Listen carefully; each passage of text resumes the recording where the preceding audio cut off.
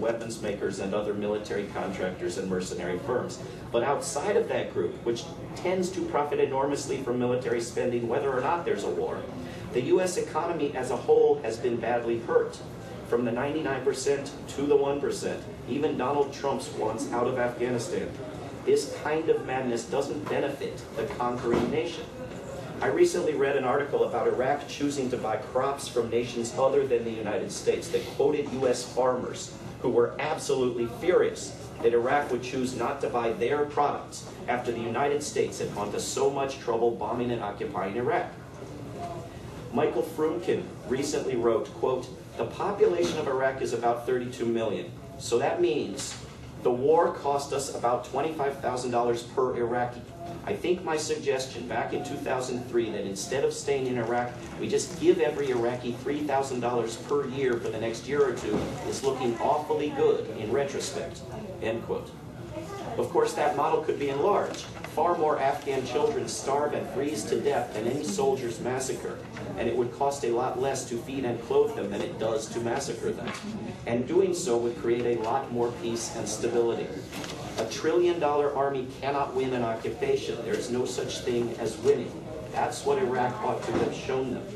There will be no nuclear weapons moved into Afghanistan and no US-controlled pipelines. Apart from the weapons makers and mercenary profiteers, nobody gains. We in the United States didn't just lose money in Iraq.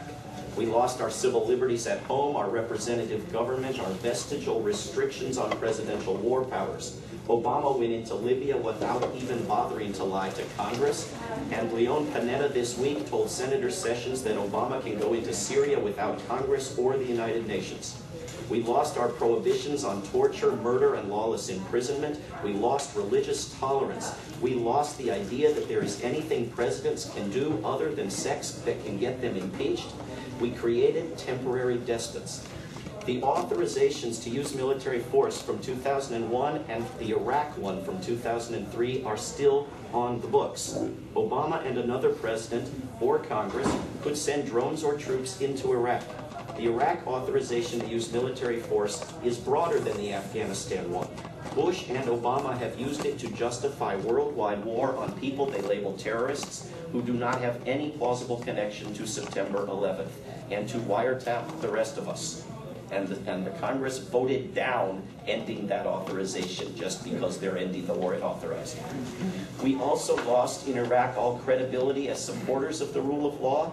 Those who had seen immunity effectively given to the killers of Haditha knew what to expect when the Afghan government demanded an open trial in Afghanistan for the killer of Kandahar. We lost all sense of gratitude and requirement of protection for whistleblowers as Obama has expanded on Bush's approach of treating them as traitors. We lost the goodwill of much of the world. We became hated, loathed, despised, detested. Some of those in power in the United States recovered a reluctance to launch huge wars and lose lots of US military lives, but they found an alternative in bombs and drones. And if relatively few drone pilots lose their minds or kill themselves, that doesn't mean there won't be blowback, or that there is not a direct cost to our culture becoming an empire that uses robots to kill. The damage to US veterans, their families, and those around them will go on for decades. The brain damage, PTSD, and suicide epidemics just begin to tell the story of human and financial cost. The divorce, child neglect, and child abuse will be long-lasting, not to mention the desire of many of those children to please their parents by going to wars themselves. Unbeknownst to the US media, of course, the bulk of the cost of a war is borne by the nation where the war is fought. On the question of what has been done to Iraq, I highly recommend Michael Otterman's book, Erasing Iraq. Last year, we watched the people of Egypt overthrow a US-backed dictator in 3 weeks at a cost of 300 deaths. They only overthrew the one individual, not the corrupt military government. They have a long ways to go. But compare Iraq. Over 20 years, the United States has replaced a dictator with a corrupt military government at a cost of millions of lives, trillions of dollars spent, trillions of dollars in infrastructure destroyed, a regional refugee crisis, ethnic and religious strife, segregated towns and neighborhoods, empowered religious fanatics. We've set back women's rights, effectively eliminated gay and lesbian rights, nearly killed off some minority groups, decimated the nation's cultural heritage, and created a generation of people without the experience of peace, without education, without proper nutrition, without tolerance, without health care, without a functioning government, and without affection or even indifference to our country. What a bargain. Surely nonviolence could never have done so much. Or as Obama put it when accepting his Nobel Peace Prize just after rejecting the model of Martin Luther King Jr., quote, "Negotiations cannot convince al-Qaeda's leaders to lay down their arms. To say that force is sometimes necessary is not a call to cynicism, it is a recognition of history, the imperfections of man and the limits of reason," end quote. Well, the imperfections of someone. In place of reason, the war on Iraq gave us this, as recounted by U.S. soldier Ethan McCord, quote, "We had a pretty gung-ho commander who decided that because we were getting hit by IEDs a lot, there would be a new battalion SOP, standard operating procedure. He goes, quote, if someone in your line gets hit with an IED, 360 rotational fire, you kill every motherfucker on the street," end quote. Another way to kill every motherfucker on the street is to destroy water supplies, sewage plants, hospitals, and bridges. This we have done most extensively in 1991 and 2003. On the first occasion, a U.S. Air Force planning officer justified these criminal acts as no worse and having no other purpose than economic sanctions. Quote, "People say you didn't recognize that it was going to have an effect on water or sewage. Well, what were we trying to do with sanctions? Help out the Iraqi people? No. What we were doing with the attacks on infrastructure was to accelerate the effects of the sanctions," end quote. Sanctions on Iran are for the same purpose. Either they will provoke Iran just as they did Japan these many years ago, or they will create a logic that explains war on the grounds that the sanctions haven't succeeded in overthrowing a sovereign government that we haven't overthrown since 1953. The Madeleine Albrights of the world who thought that killing 500,000 Iraqi children was a price worth paying for some strategic purpose need to be asked now that the strategic purpose has presumably been achieved or been abandoned. Why in the hell are we not making reparations to the Iraqi people? We have not built them a nation. We haven't built anyone a nation unless you count Germany and Japan, which we first burned to the ground and have since never left. Supposedly we built a nation in Grenada and another over a mere 23 years in Panama, although I'm not convinced that both wouldn't have been better off left alone. Nobody claims we built a nation in Cuba, Nicaragua, Haiti, the Dominican Republic, Vietnam, Cambodia, Afghanistan, or Iraq. Well, maybe some do, but they don't live there. Half the world's refugees are from Afghanistan and Iraq. Possibly half the world's torture victims are from Afghanistan and Iraq. We owe reparations. Instead, with the crime ending in Iraq, its architects are on book tours instead of trial. Their successor in the White House has embraced the lies. The lie that invading Iraq was about so-called weapons of mass destruction, and the lie that escalating the war on Iraq helped to win it. These lies are carried over as lessons for Afghanistan and elsewhere. It is critical that we continue to counter them. U.S. polling on belief that the Iraq war was based on lies paralleled and led polling on opposition to that war. But memories are short. We have a great deal to be gained from continually reminding our country of the lies. George Galloway, the great former British member of Parliament, recently wrote, quote, "I told Tony Blair, outside the men's lavatory in the library corridor of the House of Commons, to be precise, that the fall of Baghdad would not be the beginning of the end, but merely the end of the beginning, and that the Iraqis would fight them with their teeth if necessary until they had driven them from their land. I told Blair that there was no Al-Qaeda in Iraq, but that if he and Bush were to invade, there would be thousands of them. But two things, as George W. Bush would put it, I misunderestimated. First, that when the tower of lies on which the case for the Iraq war had been constructed was exposed, the credibility of the political systems of the two main liars would collapse under the weight. And second, that the example of the Iraqi resistance would trigger seismic changes in the Arabian landscape from Marrakesh to Bahrain. Almost nobody in Britain or America any longer believes a word their politicians say. This profound change is not wholly the result of the Iraq war, but it moved into top gear following the war and the militarized mendacity that paved the way to it. In America, this malaise has fueled both the Tea Party phenomenon and the Occupy movement alike, even if the word Iraq seldom crosses their lips. And from the Atlantic Ocean to the Persian Gulf, the plates are moving still." End quote. Yes, but here in the land of the free, people have a tendency to believe their government lies about everything except war. That it lies about war too, we need constantly to remind each other. In that spirit, I will close with this, and I have drafted what I take to be the top 10 lying, scheming reasons to treat Iran the way we treated Iraq. 1, Iran has threatened to fight back if attacked, and that's a war crime, and war crimes must be punished. 2, my television says Iran has nukes. I'm sure it's true this time, just like with North Korea. I'm sure they're next. We only bomb places that really truly have nukes and are in the axis of evil, except Iraq, which was different. 3, Iraq didn't go so badly. Considering how lousy its government is, the place is better off with so many people having left or died. Really, that one couldn't have worked out better if we'd planned it. 4, when we threaten to cut off Iran's oil, Iran threatens to cut off Iran's oil, which is absolutely intolerable. What would we do without that oil? And what good is buying it if they want to sell it? 5, Iran was secretly behind 9/11. I read it online. And if it wasn't, that's worse. Iran hasn't attacked another nation in centuries, which means its next attack is going to come very soon. 6, Iranians are religious nuts, unlike Israelis and Americans. Most Israelis don't want to attack Iran, but the holy Israeli government does, and to oppose that decision would be to sin against God. 7, Iranians are so stupid that when we murder their scientists, they try to hire a car dealer in Texas to hire a drug gang in Mexico to murder a Saudi ambassador in Washington, and then they don't do it just to make us look bad for catching them. 7, Part B. Oh, and stupid people should be bombed. They're not civilized. 8, war is good for the U.S. economy and the Iranian economy too. Troops stationed in Iran would buy stuff. And women who survived the war would have more rights, like in Virginia. We owe Iranians this after that little mishap in 1953. 9, this is the only way to unite the region. Either we bomb Iran and it swears its eternal love to us, or if necessary, we occupy Iran to liberate it like its neighbors, which shouldn't take that long. Look how well Afghanistan is going already.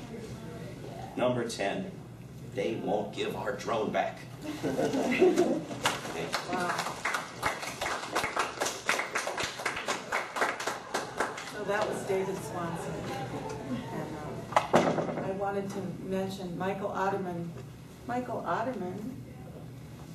Otterman is going to speak next, and I left out one of his very important books, American Torture. Relevant to David's point about half of the torture victims being from Iran and Afghanistan. So Michael will be next. Thanks.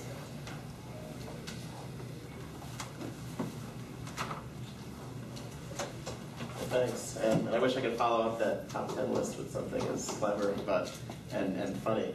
But the reality is, with my first book, American Torture, there was the way it's spelled on the cover, American Torture, which speaks to the psychology of torture as well. And my latest book, Erasing Iraq, I tried in both cases to, not speak myself. I'm an American, a journalist.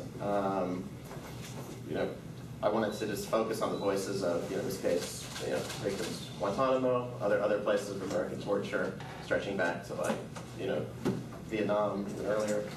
And with this one, the same. Voices of Iraqis, not just since 2003, but going back to the sanctions and the first Gulf War, which David spelled out very clearly just how devastating, especially to the infrastructure, that war was, which even in forums on this one, I'm so appreciative he brought that up, because even in forums like this, sometimes we don't even examine the damage from the first Gulf War and the sanctions period.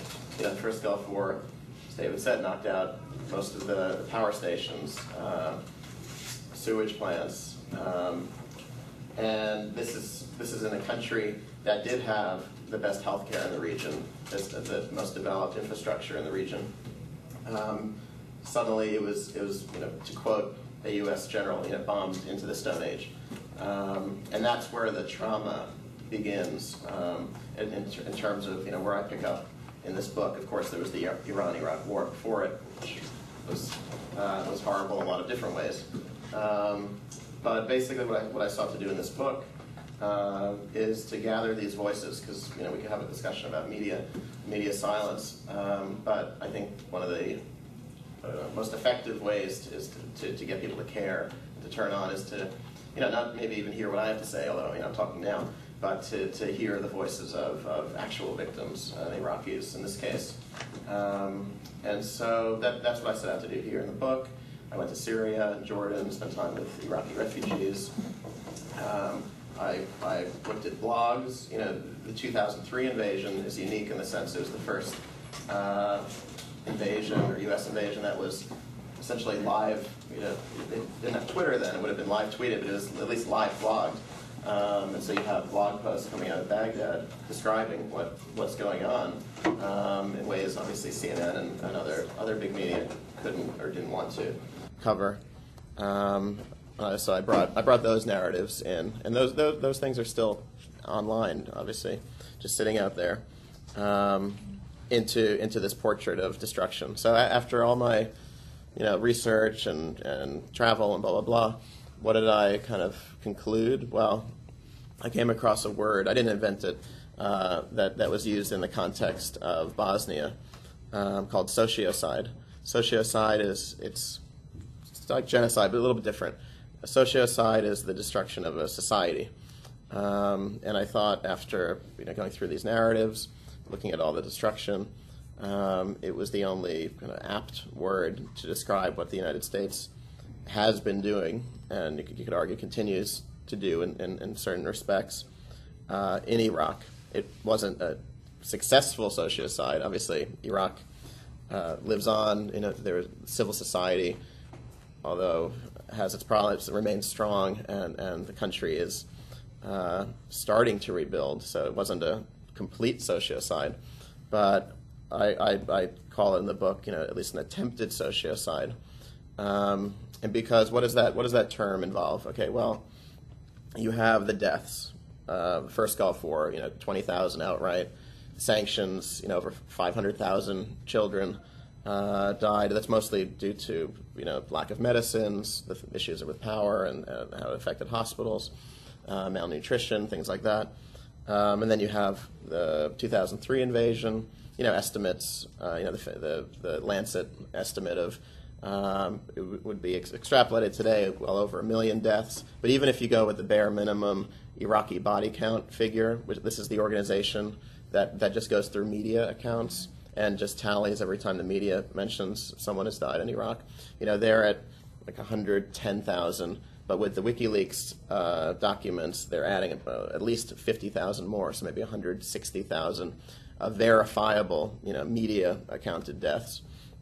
So you have the deaths, you have the displacement, which I could talk about a little bit later, within Iraq, up to 2 million internally displaced.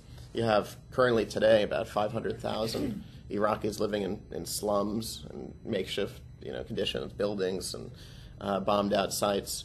And then you have, obviously, outside of Iraq, the refugees, which that crisis really got going probably around, in a serious, very serious way, 2005, 2006, during the start of the Civil War. Over 1 million Iraqis in Syria, which now you have the unique situation of many Iraqis in Syria. They went there to escape the violence in Iraq, being forced back into Iraq due to the uprising there. But you have all this displacement. You have the refugee crisis. You have the deaths. But what about the destruction of, say, the Baghdad Museum? Mm-hmm. Where does that fit in? In this case, you have something essentially like the Met. You could imagine it. Uptown, the Met. Before the invasion, you had NGOs in the U.S. and Iraq, around the world. When it looked like Bush was going to do this thing, pleading, op-eds were written, reports were sent. The State Department itself even identified, Baghdad Museum and other cultural heritage sites as places that should be protected. U.S. troops were stationed, 3 or 4 blocks away. And when Baghdad fell, and in that vacuum of just criminality and riots and looting, the Baghdad Museum was not protected, completely overrun by looters, by people, just wanted to make a buck, just people running amok, and over 9,000 artifacts remain missing or lost. Some of these priceless artifacts were recovered. Many haven't, and so where do you put that in an accounting of the aggression and abuse and everything else that we've inflicted? Something that's not talked about, archaeology as well. It's related to this question of art. Iraq has if not one of the most rich sources, of archaeological artifacts, and actually under Saddam Hussein, I'm not glorifying this in any way, but one of the things he did was actually had pretty strong control over the extraction and permits around archaeology. Obviously, since he was deposed, there's been, amid all the chaos, you have looters coming in and just ripping things out of the ground. And the problem with that is, unless a dig is properly, recorded, and that precise location, angle, position, distance from the surface is recorded by the archaeologists of the item that's removed, that's not done. The piece is worthless, essentially. I mean, maybe you get a few $100s on the black market, but something that is priceless and could have told us about our shared history or the civilization living there at the time in that particular location, that's completely lost. And so this actually continues, rampant looting of archaeological sites and sales of these products on the black market. Another level of trauma. Okay, you have within Iraq itself, and still today, the New York Times, to its credit, had an article last week about the murder of gays and lesbians in Iraq, which continues. And the Times and other papers call it. People have targeted emo kids. Emo kids in Iraq maybe is a little different than here. Kids that just don't fit the mold of your typical, straight-laced teenager. They look a bit goth. They have long hair. They've been targeted hugely by the remnants of militias and religious groups, and they have no protection whatsoever. And so hundreds have been killed and continue to be killed. And then one of the things I kind of stumbled into in my research is the death of religious groups themselves. I spent some time with the Mandaeans. Mandaeanism is a religion. It's a very pacifist religion.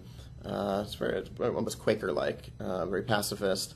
They've lived in Iraq for millennia, thousands of years, without a situation like they find themselves in today, where there was about 50,000 or so Mandaeans in Iraq before the invasion. Today, the most recent estimates are about 5,000 Mandaeans are left. Many have been killed. Most have left as refugees. Like I said, they're pacifist, and so even to the extent that they don't raise arms in self-defense, unless it's right in their face. But you have now pockets of Mandaean communities scattered around the world, including the United States, but big pockets in Australia and Germany and elsewhere. The problem is, for this group in particular, you can't convert into Mandaeanism. You have to be born a Mandaean, and if you marry outside the faith, you're no longer Mandaean. And so, while in Iraq the integrity of the community allowed it to prosper and self-perpetuate, now that the community has been just shattered and spread across the world, this is actually a whole religion and a religious group which is, you could say, dying out to that extent. And so, why am I going through all this? So, just to say that sociocide. It's the only word that I found kind of encapsulates all of these levels of trauma, and that's really kind of the legacy that we leave behind in Iraq. And so maybe I'll just end my remarks with, again, Iraqis themselves. I mentioned earlier about the blogosphere. The Iraqi blogosphere remained strong, but it was unique in the fact that you had Iraqis blogging, and blogging in English, because Iraqis are very educated people by and large, and so you have Iraqis blogging in English as the bombs were dropping. One of the most,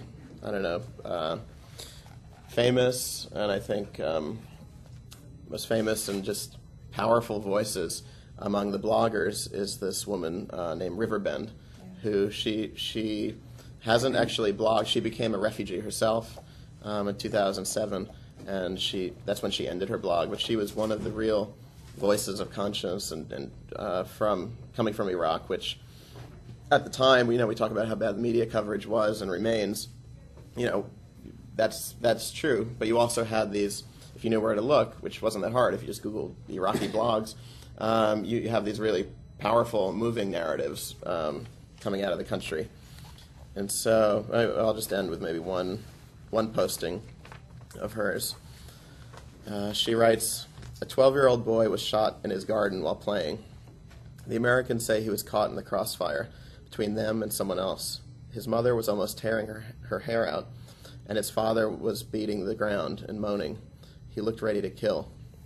People talk about the future, and how 5 years from now, 10 years from now, 50 years from now, things are going to be better. Some people no longer have a future. The parents of that boy no longer care about the future of Iraq or the future of America or anything else. They buried their future last night.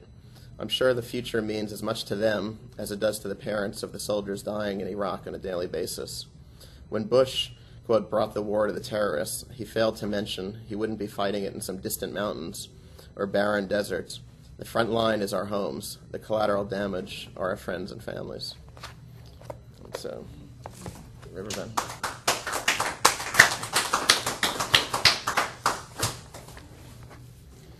Thank you, Michael. Yeah. There you go. Can I just introduce you? Yes, you can. I was going to bring up the emo killings as well. Yeah. That was, there's the irony of one society occupying another. Mm. The hate crimes from the U.S. come into this society, just in a new form. I'd like to introduce our third panelist, Larry Everest, who I believe was in Iraq right during and after the first Gulf War, right? After 1991. In the aftermath of it, and I remember you did one of the first mass videos that was going around the anti-war movement 21 years ago. Larry has a book, Oil, Power, and Empire, Iraq and the U.S. Global Agenda, and he's going to be our third panelist, and then we'll open it up for discussion. Thank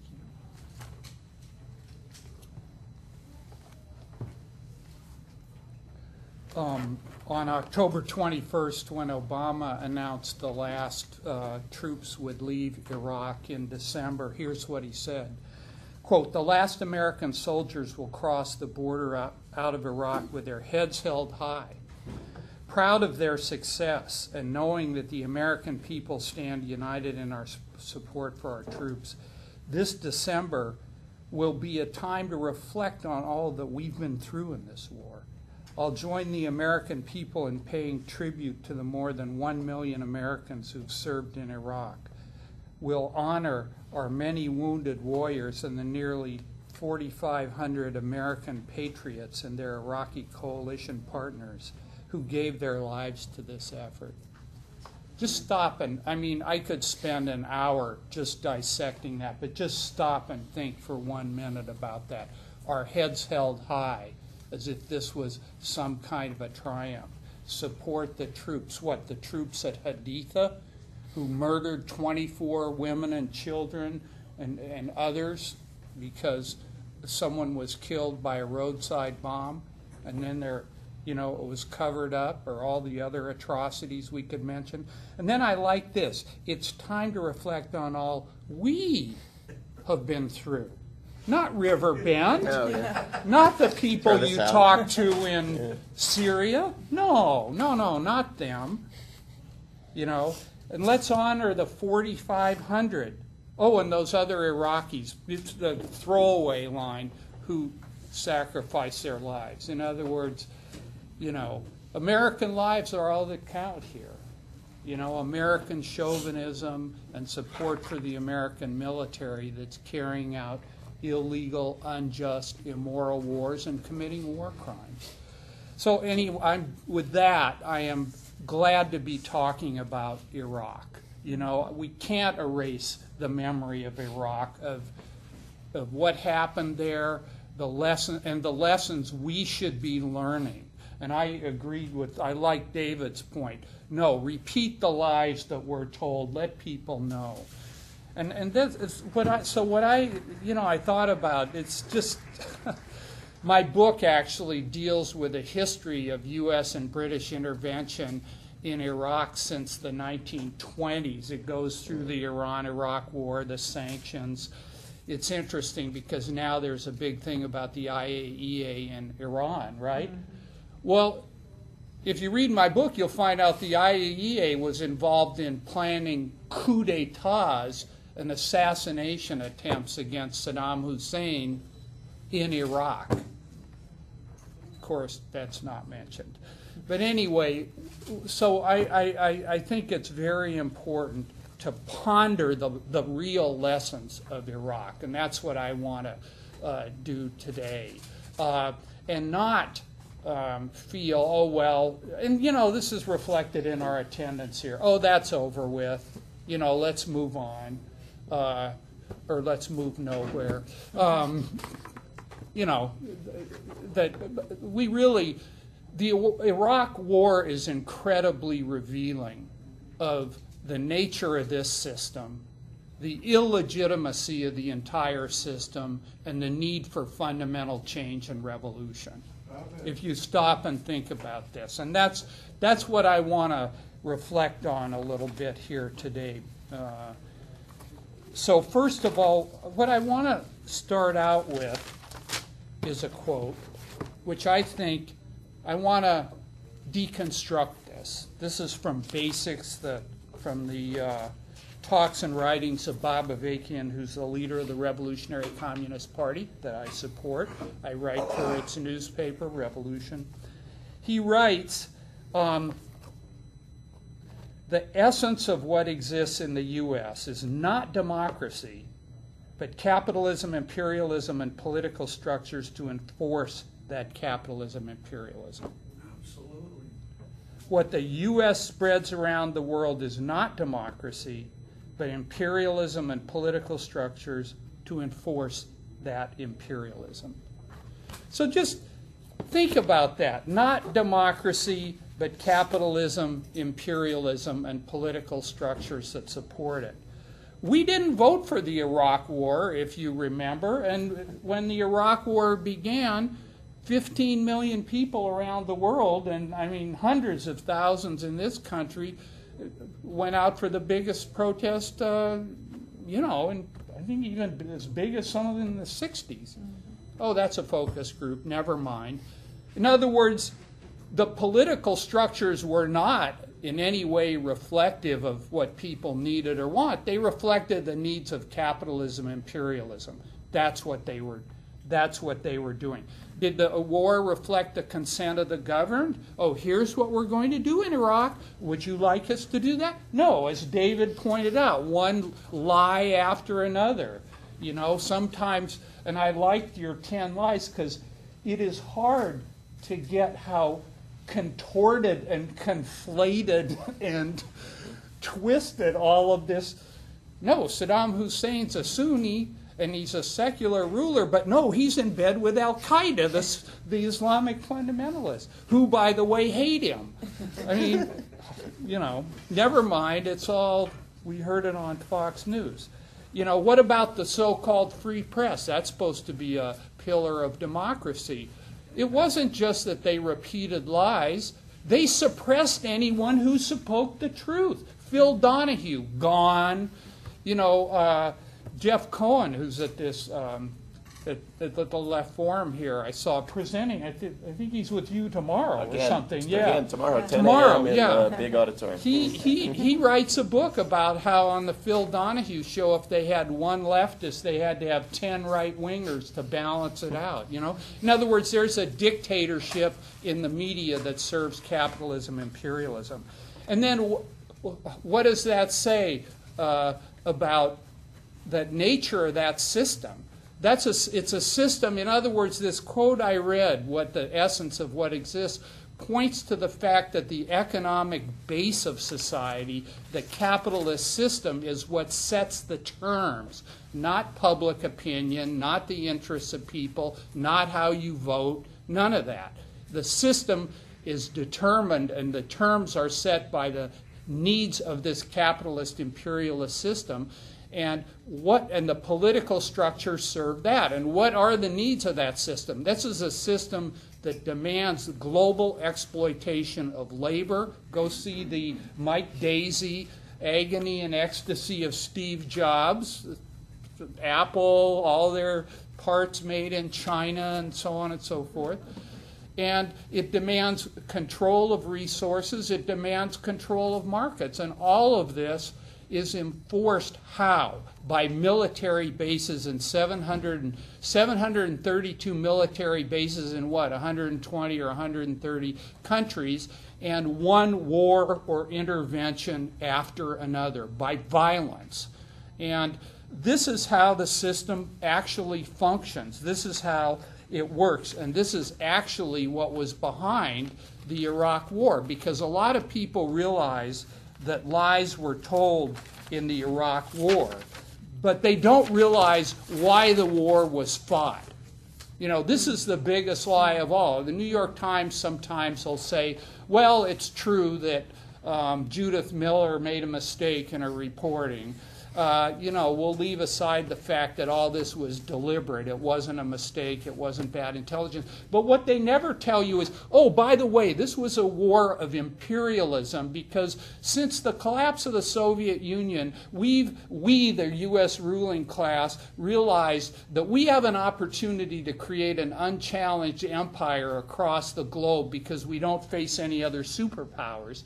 And if we don't seize this opportunity, our window of the unipolar moment, as they called it, could vanish and would be in big trouble, because we have a lot of problems and contradictions in our own system, and we're facing China and Russia. They could reemerge. In fact, let's not even let any regional powers rise to challenge us. And this was the driving logic behind the whole war on terror and the invasion of Iraq. A lot of people thought, oh, the invasion of Iraq was a diversion from the quote-unquote real war on terror. No, it wasn't. It was the perfect embodiment of the quote-unquote real war on terror, which was never about simply catching, you know, a few dozen or a few hundred or however many there were, Al-Qaeda or Saudi or, you know, whatever, you know, group did the 9/11 attacks. It was about restructuring the entire Middle East and Central Asia and locking it more firmly under U.S. domination, and yes, defeating Islamic fundamentalism because it was creating problems for the U.S. This is a big reason they don't like Iran. And then using that region really as a hammer against the rest of the world. Why is the Middle East so important to the functioning of the system? And here, you know, I do think the capitalist class overall benefits from this. That's what keeps the wheels humming and turning.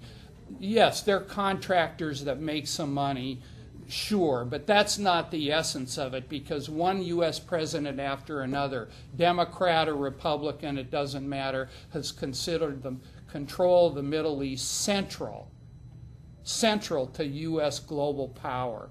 right? This is why Israel looms so large for the U.S., because it's their military outpost. The Middle East, 60% of the world's energy sources. Energy is a strategic commodity that allows you to, it's not about SUVs and, you know, do consumers have good gas prices. It's about global dominance, because if you control oil, you can shape the global economy and you can control powers that depend on oil. And again, I document all of this in the book, you know, quotes from the horse's mouth, so to speak. And then the Middle East, I brought my map and forgot to bring it here. It's the crossroads between Africa, Asia, Europe. Every world war, what gets invaded? The Middle East. So this is what the war on Iraq was about. Iraq was a problem. Overthrow Hussein. Try to reshape this whole region. And then what did the U.S. export to Iraq? Not democracy, but political structures that support capitalism, imperialism. Mm-hmm. They had their handful of crony puppets and bootlickers that they wanted to put in power. That didn't work out for them. So what did they do? They empowered reactionary Shia religious parties, religious fundamentalists, and you know, capitalists and oppressors. Is what they did. That's what they brought to Iraq. And you know, Mike and David have both talked about the horrors that this has meant for the Iraqi people. I don't care how many Iraqis hold up their purple fingers because they voted.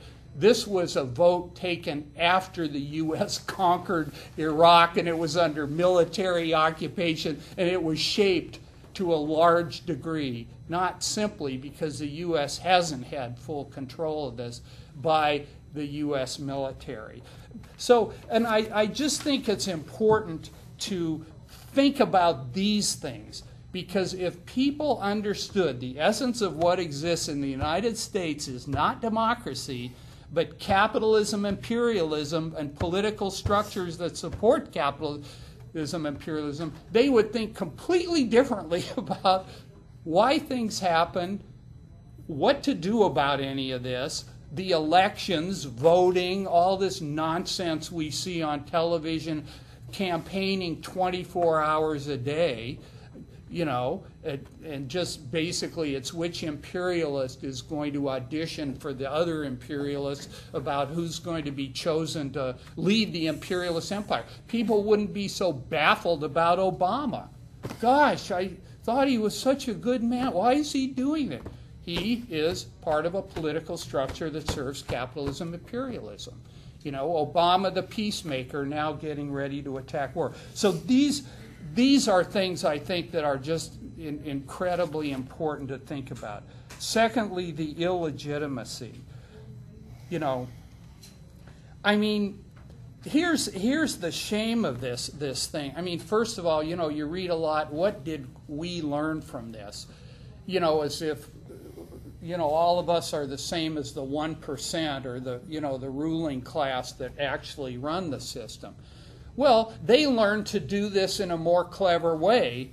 In other words, Obama is being, in a certain way, more cautious about Iran because he knows he has to build up the diplomatic and the public opinion in a more careful way than Bush did against Iraq. The U.S. paid dearly for the fact that he wasn't able to get UN sanction for this, that it was obviously a war crime, an illegal war, and because, you know, so many people saw it as utterly illegitimate, you know. So this is one thing they've learned. They haven't learned not to fight wars. They haven't learned, gee, imperialism's no good. It really hurts a lot of people. No.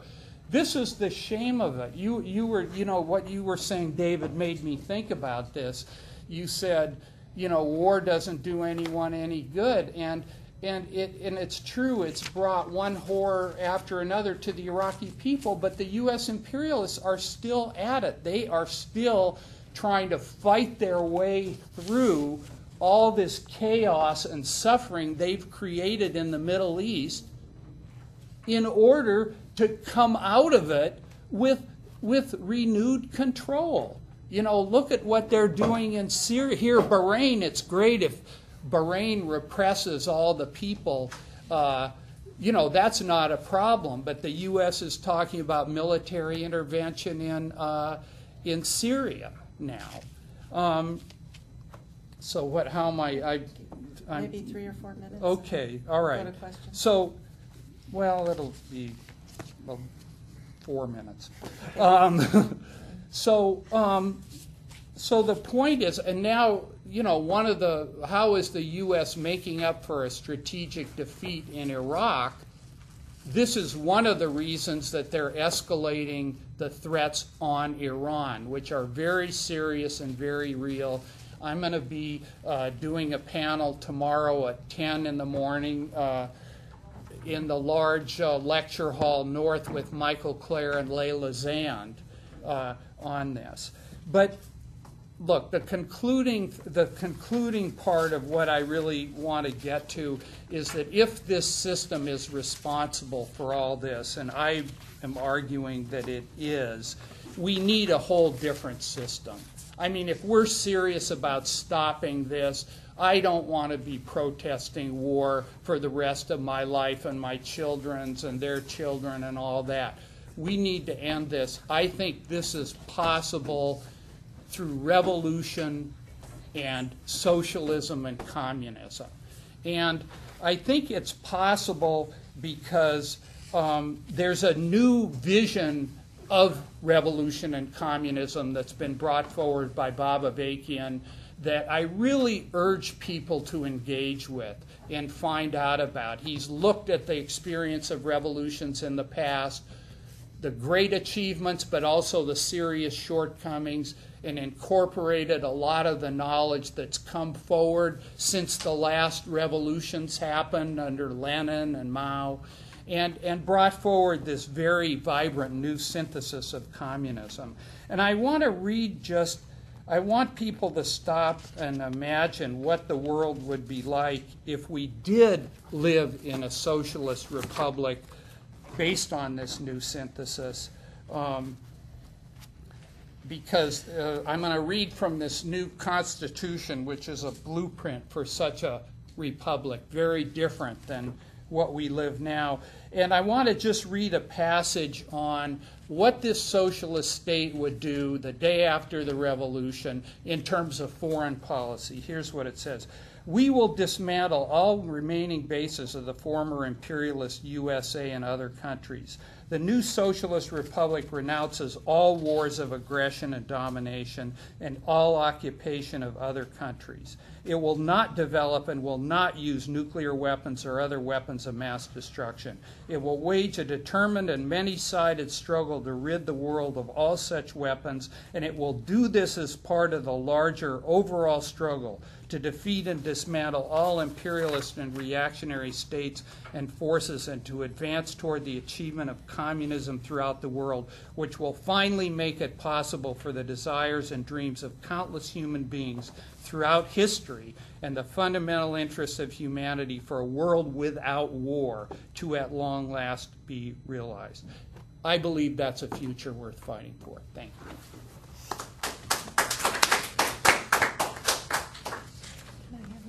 No, you can't have the mic back. What are you talking about? For those folks that came in a little bit late, this panel is asking the question, what war? And it's been looking, I think, quite deeply into the effects of the 9-year U.S. occupation of Iraq. And this is a reminder that Monday and Tuesday, the 19th and 20th, actually, depending on what time zone you were in, is the 9 years since shock and awe started. Some of us were much younger when that war started. And in a sense, the fact that we're living in an empire which now has an even longer war going on, Afghanistan. If we could have done panels on all we wanted to do, I think we would have added one on Afghanistan, especially with what happened over the last week, which has shined a new and sharper light on the nature of these occupations. People have referred to the U.S. saying, well, it was one guy that did this. There's a lot of eyewitnesses that are saying that, in fact, it wasn't one sergeant who was battle-weary that did this. I don't know exactly what happened, but I do know that these occupations have set up that very situation to happen repeatedly. People spoke about the Haditha Massacre in Iraq. There's the collateral murder where 13 civilians were killed. This is just a repeated story. This is exactly what these occupations are about. So there's the opportunity for the panelists to talk to each other and for us all to engage in this. But, you know, I'd like to put out the question, speaking for War Criminals Watch, which, by the way, David is on our board for War Criminals Watch. And for those of you who don't know, we rather doggedly, across the country, follow, protest, expose, write about, holler at, confront the Bush regime war criminals. And there's a lot of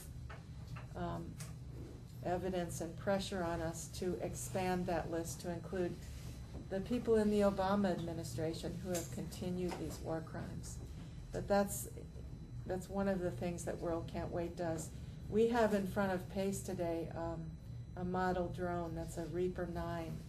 It's 1/5 the scale of a drone that is increasingly flying over all these countries. As David mentioned, there's no country that Barack Obama at this point has declined, as far as we know, to send drones over or to use targeted killings. We may not know it, but there's none that we are told that it hasn't happened in. This is the situation we're confronting, and I do feel, relatively small as our numbers are, and I appreciate the 3 cameras being here, because we are going to get this story out. We are not going to give up. That it's really incumbent on people in this room not only to grapple with the reality of what's been done in our name, but I want everyone to leave with one of our new buttons, No War on Iran, and come to one of the panels tomorrow. David has an anti-war panel with Medea Benjamin at 10 a.m. Larry and I are on one about Iran specifically. None of that is enough.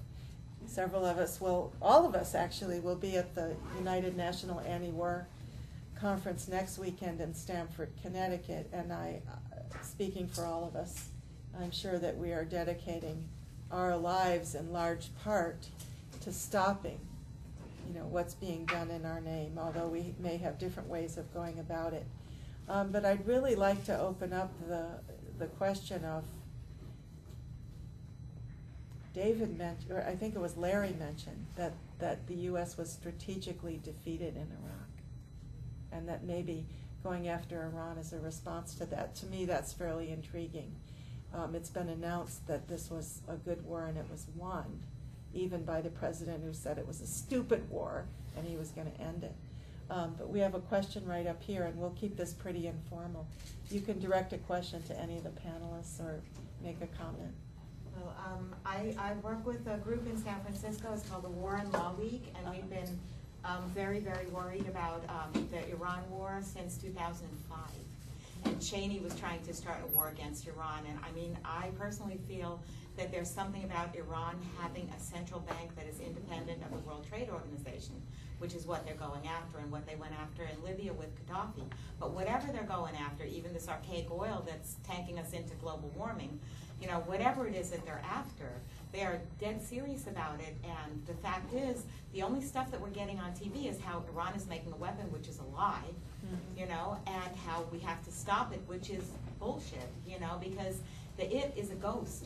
So I'm asking generally if there's some way that we could use international organizations, although they show very little hope, even the UN, although that shows less than no hope, But if there are ambassadors and stuff who could get something started to look at what the IAEA is supposed to be doing, what's happening with Fukushima, Indian Point, and all these other things that are going to go off like firecrackers if we have, solar flares. They're supposed to keep us safe, and instead going into construing this crap in Iran, and also how we can get the public on board that there is another way, and that is not to just starve Iran, because these sanctions are causing planes to go down.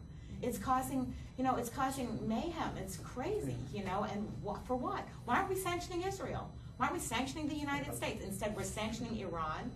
Iran actually sent physicians to Louisiana where people don't trust doctors. They sent physicians free of charge to help people in a clinic where there's black child mortality in Mississippi.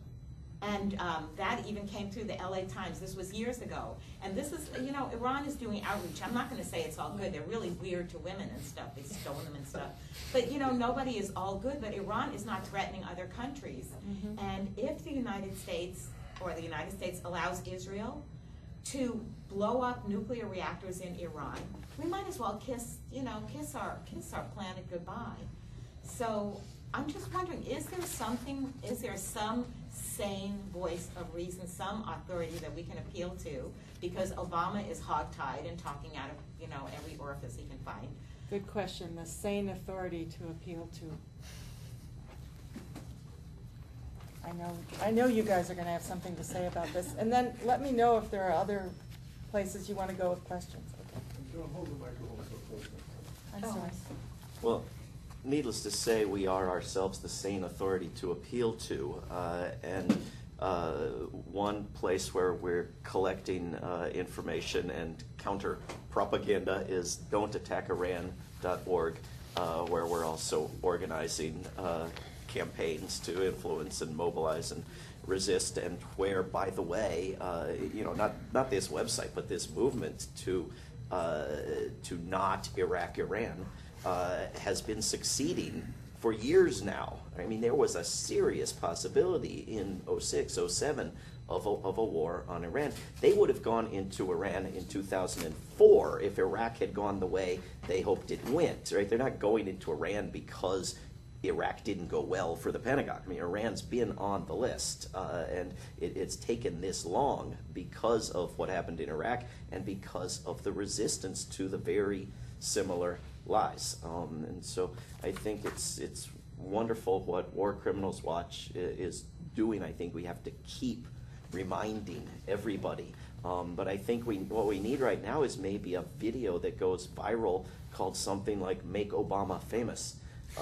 Because we have our war criminals, and apparently young people will at least watch a video about a war criminal and get their parents to give hundreds of thousands of dollars to arresting him, at least if he's African and nowhere to be found in the country he's supposedly in and so forth. Well, if we can somehow get that kind of energy into treating these wars as the crimes they are, rather than talking about going into Iran because of the success that Iraq was, which is what you will hear now, we might get somewhere. I just wanted to reply really briefly to what Larry said, in that there are those who benefit from, at least in the short term, at least in their minds, from the threat of war, from how the threat of war allows the exploitation of other countries. But the wars themselves seem to benefit very few people. And whether we're actually better off, any of us, from that exploitation is a serious question. That people do keep doing something doesn't prove it benefits them. Alcoholics keep drinking. It doesn't prove that they are being benefited from that. I think, and the other point was that the statement that you closed with, Larry, renouncing wars of aggression and domination, I think is almost there. But in 1928, the rich nations of the world signed a treaty, ratified by the U.S. Senate 85-1, that renounced all war, that very intentionally renounced all war. There was an endless debate and negotiation, and they refused to renounce just wars of aggression. You know, that the idea was, you know, we put dueling behind us as a way to settle individual disputes and not just aggressive dueling. We didn't keep defensive dueling, right? If we're going to outgrow war, or if we're going to renounce war as an institution, as we did slavery, we are not going to renounce wars of aggression. We're going to renounce war. So it's a friendly amendment. So. Well, that's did you want to? Okay. I have a couple of things to say. Okay, I'll just. I can't agree with you more. You know, like the authority is in this room, and with social media, as we saw with the somewhat odd Coney video, there is this kind of, it's there, you know, and maybe it's misdirected in certain ways with this Coney thing, you know, for a number of odd reasons. But, you know, the power of that video, and there's a lot of things that have gone viral with a kind of a positive or social conscious message. You know, maybe this movement, you know, around Iran right now, we haven't hit that that spark where you have kids in high school, which is really the power of the Coney thing was you had mainstream people like Oprah, you know, and rappers like tweeting about it, and that's what really got the ball rolling. But I don't think we're that far away from having something resonate, you know, using these social technologies. But I'd put my faith in, the people in this room, but using those types of tools because they've worked elsewhere. Well, I feel like I have to open this for the mic to work, but that isn't true. I don't. Yeah, in terms of tools, we do have this petition, which is on warisacrime.org, and really, we want to do a big voice acclamation here tomorrow at the plenary. Please take copies of this, email them, sign it, circulate them. It's a beginning. In terms of one thing, you know, the war. There are too many people that think that Obama's trying to prevent war with Iran. The meetings with Netanyahu, I'm not going to go on about this, I'm going to talk about this tomorrow, actually accelerated the danger of war. And the Union of Concerned Scientists estimated one bunker buster bomb on the Natanz facility could lead to 100,000 deaths and massive radiation clouds. So we're really, you know, this is a really serious thing, and you know, we are the authority because, again, the political structures in this country serve capitalism, imperialism. It's a system. You know, no matter who's in power, no matter which party you're talking about, you know, they're serving that system. I wanted to just two quick things. My point on Iraq is that the U.S. really had these very grand ambitions for what they were going to do with Iraq. There at the creation, the flat tech. I mean, you know, they had a whole a neocon fantasy for what the neoliberal dream of what they wanted to do with Iraq, turn it into a platform for both military operations and to economically and politically transform the whole region, strengthen Israel, and all of it. But their plans kept running aground, and even the adjustments to their plans ran into ground. I don't know if they printed up this article I wrote from Revolution on it. Anyway, even the decision to withdraw all U.S. military forces was forced upon the U.S. This was not how they wanted it to end. They wanted to leave 15 to 20,000 troops. So, and Iran's influence has greatly increased in Iraq. I'm not saying Iraq's a puppet, any of that. So it's that increase in Iranian influence that a lot of people say, well, they've been threatening Iran for 10 years. This is just another bluff. My argument is that the actual changes in the geopolitical terrain in the Middle East are part of what is driving this, including U.S. If I said strategic defeat, that probably was overstating it. But they failed to get what they wanted out of Iraq, and it's creating problems for them. And that's one of the factors driving this war on Iran now that's not the same as it was before. And listen, I appreciate your comment on the Constitution. I feel like this is just something to really, I mean, to have a debate on this kind of a thing, because if we're not fighting for solutions, what are we doing, you know? And just one of the things, you didn't go there, but I was sort of thinking about it. What's the difference between this and a declaration by the imperialist powers that they never end up keeping about war? Well, this is a whole new kind of state power where you overthrow capitalism, which is what's driving this drive for war. I mean, Lenin in 1917 was the only leader that just ended their participation in World War I and did the first WikiLeaks when they published the secret treaties, you know. So, but anyway, but this is a conversation worth having, is what I'm saying. Okay, I've got a little stack starting from the back and running to you in the hat, and then you. Yeah. Thank you. I have quite a few things to say. I appreciate Debra pulling everything together, and David's fury, which is energizing and human, and Larry's historical context, but especially the heart that Michael brings to this issue, and the personal stories of Iraqis. And I'm surprised there's no Iraqi on the panel. There are plenty of refugees in this country as well as in Syria, Jordan, and other places. So it would have been great to invite one. Well, just to clarify, we invited more than one, quite a few. There's not many in New York, and none of them were available. I would have been happy to bring some of my friends. Okay. One thing that wasn't mentioned is the environmental degradation, which is going on forever.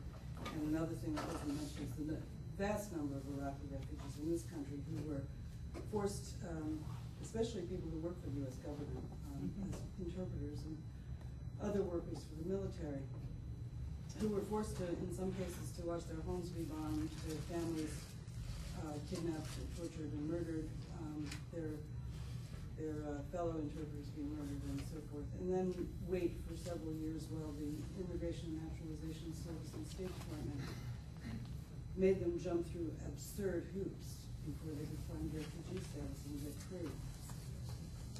In the case of some of my friends, it took them 4 years and the loss of family members before they were able to get out. And when they got here, they were given $800, which was to be administered by, in many cases, Lutheran services and other so-called charitable organizations that took the money and left them at the airport and put them in bed-bug and pested and other places in cities around the country where they weren't welcome, such as Salt Lake City, Houston, and other places. I like the idea of reparations. I think reparations will never be paid when we've murdered millions of people, and not just in the current invasion and occupation, but the previous one, and during the sanctions, which, as several of you pointed out, killed millions of Iraqis and displaced millions more. Can't really pay reparations for that, or for slavery, genocide, or any of the other many imperialistic crimes we've committed, but I don't want to take this conversation too far away from the Iraqi people, because their suffering is ongoing. They still don't have electricity or water, or secure food supplies or jobs or homes. So I just don't want us to forget them. I'm saddened to see how few people came to this room, but I'm glad to see that those of you who are here are here. Their voices aren't being told, their stories aren't being told in this country. It feels like a footnote to history already. And I do wish that we could reclaim the language and not call it a war in Iraq ever again. It's never been a war in Iraq. It wasn't a war. It was and is an invasion and occupation, and although our official military aren't there, the mercenaries are still there, and they'll be there forever. So thank you. I'd like to hear us speak more about the Iraq. Okay. We are doing this same workshop next weekend at the United National Anti-War Committee, so we should talk afterwards. I could just oh, almost.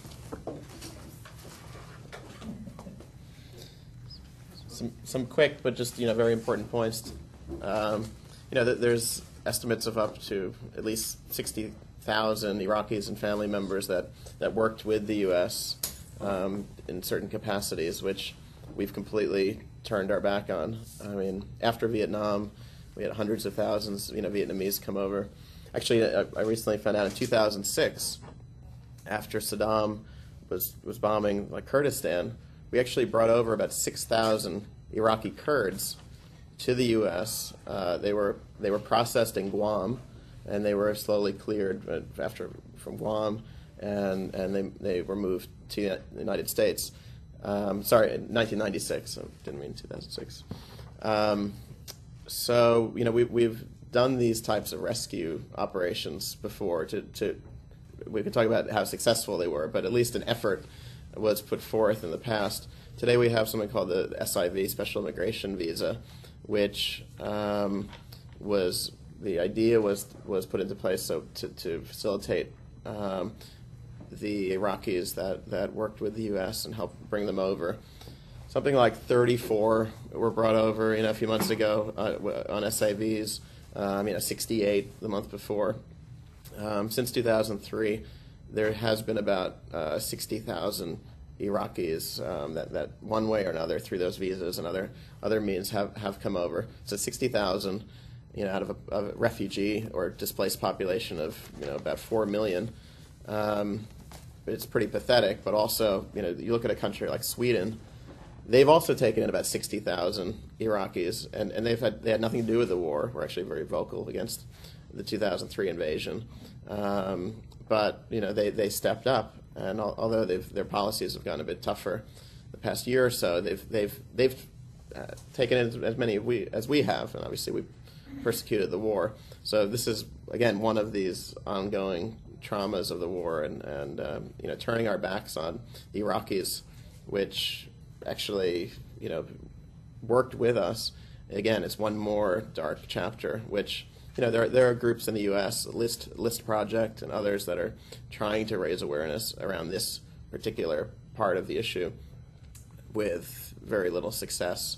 So, in 2007 or 8, there was a case of 2 Iraqis in Kentucky that were, through fingerprinting, which the government discovered much later, they were part of the resistance in Iraq, and they got through here. Ever since these 2 guys, which were, we could talk about resistance. Okay, well, your country is occupied. What are you going to do? They were part of the resistance in Iraq, and they admitted as much as well. Ever since then, this issue has become in Washington almost untouchable, because I can't think of really anyone in Congress standing up for these Iraqis, especially since this incident with these 2 Iraqis that were insurgents. Sure. I just wanted to say a word about the environment, which was mentioned in that wars and the military machinery and testing and training are perhaps the #1 destroyer of the natural environment. The U.S. military is our top consumer of petroleum, actually consumes a significant percentage of the petroleum that it fights the wars over. We have destroyed entire regions. Every mother who gives birth in Fallujah now asks the very same question, the first thing out of her mouth: is it normal? There are migratory birds that no longer go to Afghanistan. If they get the Strait of Hormuz mined, the Pentagon has plans to send dolphins through. I mean, if you cared about animals and birds and the natural environment and our ecosystem, the military-industrial complex would be your #1 target. When have you ever seen the Sierra Club take on a war?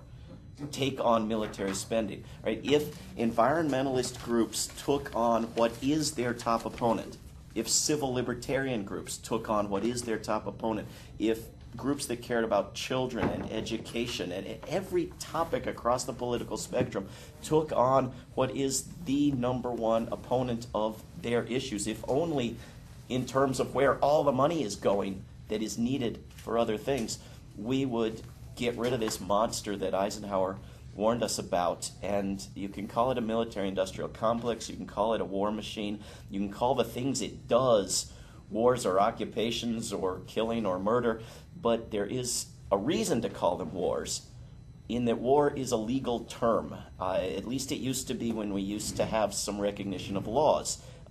There are laws and treaties and constitutions that deal with war. And if you accept war as something that's okay now and only occupations are bad, you know, how do we talk about what we do to Yemen or Pakistan? Those are drone wars. We have to rid the world of wars, and we should call them occupations when they are occupations, and we should call them every bad name in the book. But if we're going to restore the rule of law, and we're going to make use of laws that are on the books, we have to call these things wars. Thank you. I'd like to get to this gentleman here, and then you. We're having, this is challenging, this mic thing. Maybe we need a mic check. Don't hold it too close. Okay, good afternoon. I'm with Veterans for Peace in the Lehigh Valley, and 9 of us filed criminal complaints against Charlie Dent and Senator Specter. We did 3 at a time, went to the local FBI office and sent a copy to the U.S. Attorney in the Houston District. Obstruction of justice, dereliction of duty, seditious conspiracy. Now, you all seem concerned about similar issues. I'm wondering if any one of you have filed a criminal complaint against your member of Congress. Instead, you seem to be flying off against this capitalist and with Karl Marx. And for the life of me, I don't understand why you wouldn't adopt a real revolutionary like Thomas Paine, a homegrown, proven, pragmatic revolutionary. And we're going to give a talk about him tomorrow.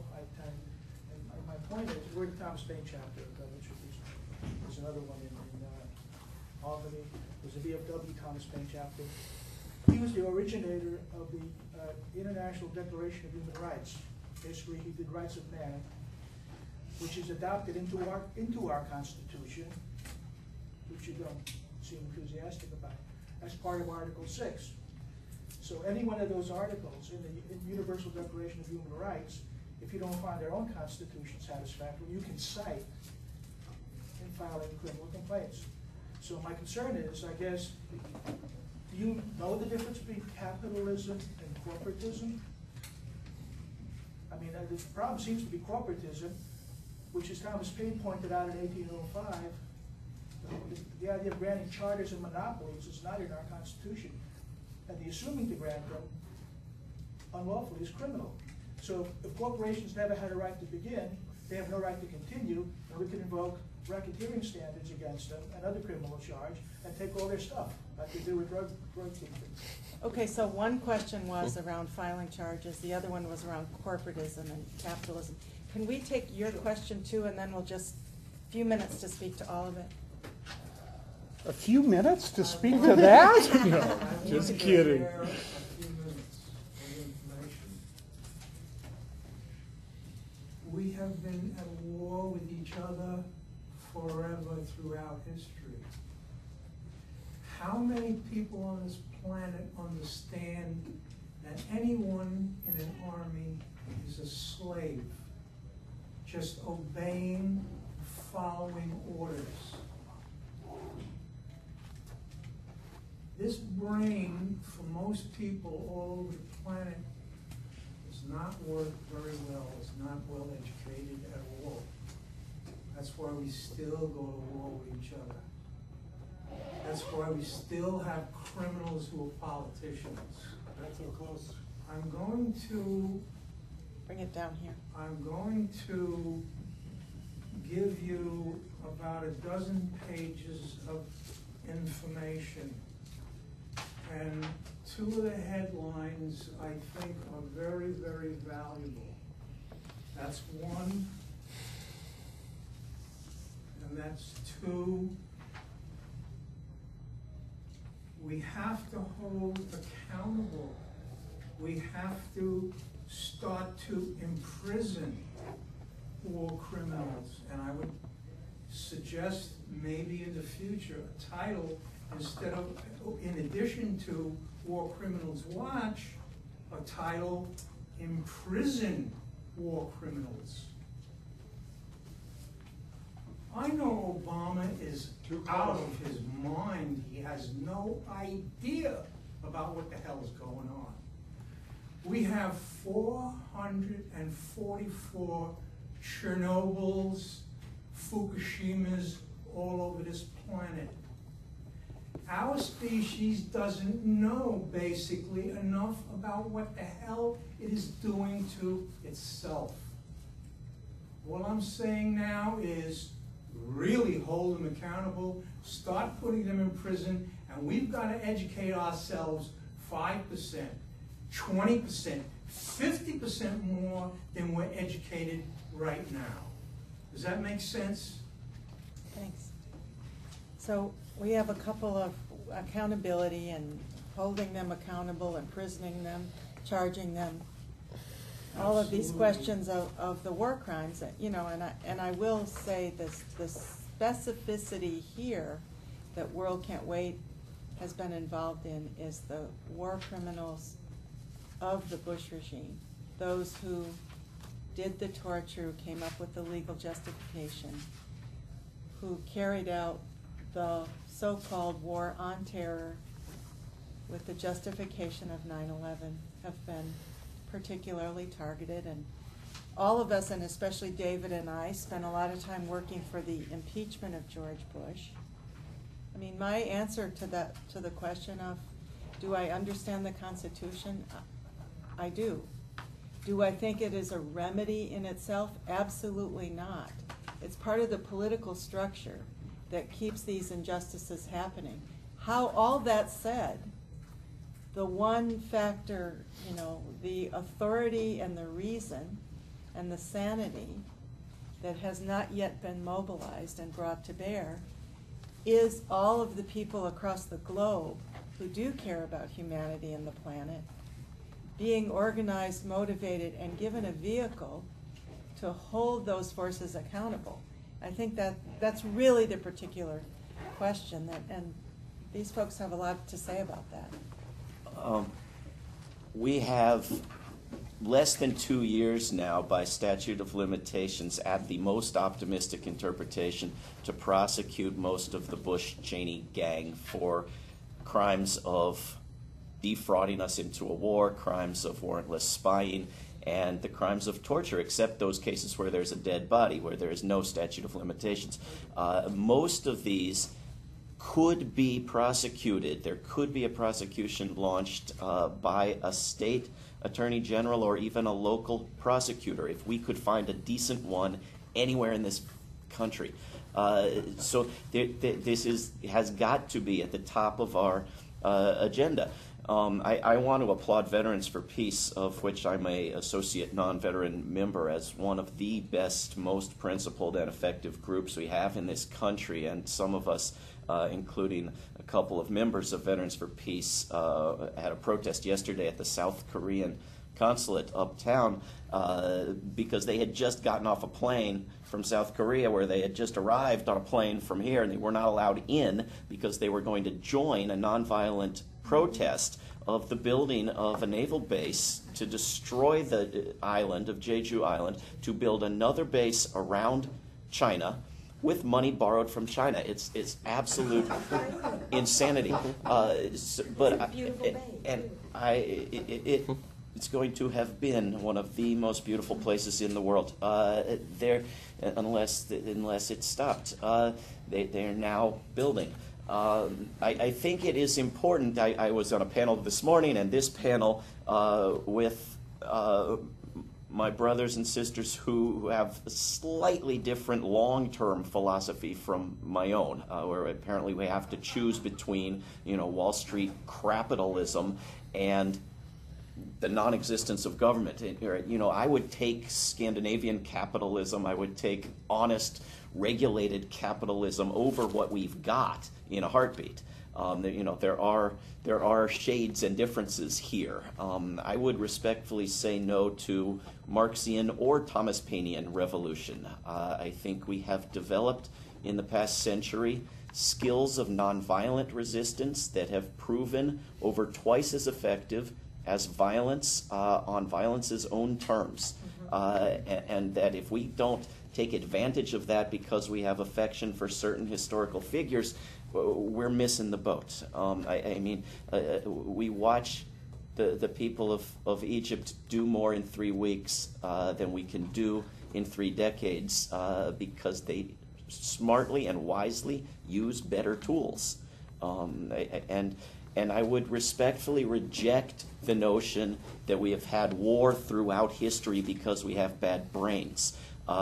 We have had our brains long before there was history. War is a relatively new phenomenon. It's no older than 12,000 years. It's quite sporadic. It's in some complex sedentary societies and not others. It comes and goes. It's limited. It's rejected. It's eliminated. We had a movement arise 100 years ago to get rid of it, and it got rid of it among the wealthy nations. The rich nations went to war in World War II because of a combination of a number of bizarre factors, including a particular lunatic in Germany, and have not done so since. But they go to war against the poor nations. And until we can eliminate that, we will still have war. But violence is leaving our culture. Violence over the past 4 or 5 centuries and with increasing speed has been leaving our culture. Physical abuse, abuse of spouses, abuse of children, abuse of animals, fist fights, blood feuds, dueling to settle individual disputes. It's all going away. And war is going away. And although we still have horrendous wars, we do not have them the way that we used to. The trend is positive. The counter trend is that in this particular country, we have empowered a single individual to make war with weaponry the likes of which is never seen before, and we've based our whole economy around it. And so we have a particular problem and a particular responsibility in this war economy, in this country where we've given a single individual the powers that even the writers of our Constitution who got so much wrong knew you could not give a single individual. And then they go on a book tour instead of going on trial. So we have to take that last step to get rid of the kinds of war that we still have. But to believe that it's in our genes or in our brains goes against all evidence. And war has transformed so dramatically. The types of war we have now are newer than the automobile, and nobody says that's in our genes. We can't get rid of it. It's a problem that's created by our culture, and we can choose to get rid of it, and we are the authorities to appeal to. If you want to, I'll give you a final word. I'll just say a quick word. Okay, yeah, but I know you got a lot on this pad here. Well, I'm getting hit from all sides. No, it's good. Okay. I love it. All right, well, one more thing for your plate. Look, no, I'm not going to rip into all No, this. good. No, it's great. I love it. I applaud what David said 1,000%. Especially, we could look to other societies that actually exist right now to gain models of new ways to live. The Nordic countries, Iceland. Iceland, their banks went down, but what did they do? They charged the bankers. There actually was accountability in Iceland and to a different extent in the Nordic countries. Issues around women's rights. And Norway is one of the few countries to enact gender quotas, for businesses, things like that. There's actually a lot of positive things already out there, which I think if we maybe it's not going to answer everything, but there's tangible models that work, which we shouldn't just throw away in a serious way. And following David's point about, are we natural-born killers? No, I think we've evolved, and a number of books have come out recently around this, how, these are actually, despite what Fox News is drumming up, one of the more peaceful times in human existence. And so that's also something to keep in mind as we push forward to maybe leverage that and to create even more movements for peace. All right, and now the rebuttal. No, I've done Okay. partial rebuttal. Well, first on the human nature question, I agree wholeheartedly with what David said. Blaming human nature exculpates the criminals that actually launched these wars. We did not decide to invade Iraq because of whatever. That was a decision made by a political structure and probably 20 people who represent the interests of a global capitalist empire. And, you know, we can talk about the plasticity and potential of human beings, largely shaped by our environment, and therefore capable of, in a different setting, of being very different. But there's a structure of violence that exists, and it's that structure that launches these wars, and that structure is rooted in an economic system. Okay. On what you brought up, first of all, I mean, I do disagree with you theoretically and ideologically, but I'm still glad you guys are doing what you're doing. You know, I think it takes a lot of different kinds of opposition and resistance and different voices to have the kind of movement that everybody's been talking about, you know, to stop this monster. So I love the fact that I wish more people would take the initiative like you guys did and do something. Get out there and try to do something. You know, I applaud that. You know, I'll try to be brief here. But I just have to say, so many deep issues are being raised here. This is really important to be getting into. We're not going to do them justice right now, but all these different things are precisely the kinds of arguments about the deep questions we ought to be having. Here's the problem I have with going back to Jeffersonian or Thomas Paine capitalism, is the nature of capitalism is the big fish eats the littler fish. That capital is a system driven by the anarchic competition between capitalists, and it leads to monopolies and giant centralization of capital, and you can see that arc over 200 years. And, you know, I'm not a corporate lawyer, but I'm sure there are many laws on the books that will legitimize this, and I know beyond a shadow of a doubt that no petition you send to the Supreme Court is going to change that. The whole economy is structured now so that it's dominated and controlled by 400 or 500 global financial and industrial groups.